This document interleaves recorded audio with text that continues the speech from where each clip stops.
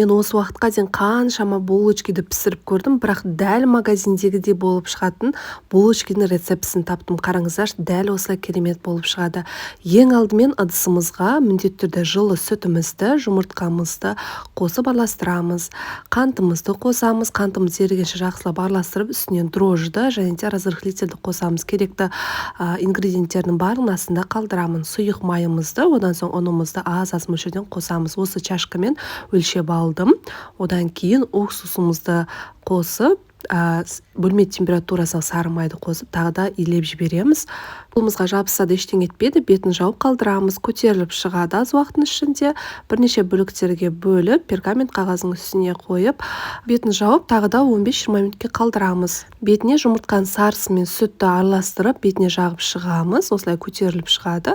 Қалуларынша макпен сеуіп, қызып тұрған пеште пісіріп аламыз. Астарыңыз